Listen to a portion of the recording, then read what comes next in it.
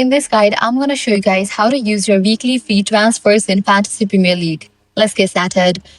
First, launch your Fantasy Premier League app. Make sure you have already logged into your account.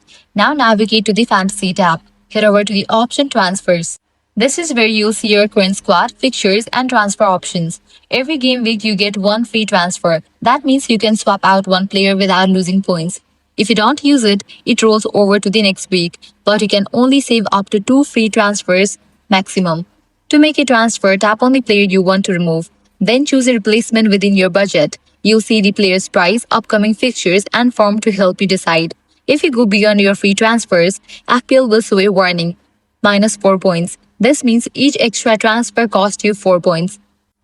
Always double check before confirming unless you are using a wildcard. Once you are happy with your changes, click Make Transfers and confirm. Don't forget to set your captain and vice captain before the game week deadline. A good strategy is to look at upcoming fixtures 2 to 3 weeks ahead. This way, you can save your transfers for when your players face tough matches or are likely to be rotated. And that's it. That's how you use your weekly free transfers in Fantasy Premier League without wasting points. If this guide helped you out, do not forget to like, share, and subscribe. Thanks for watching.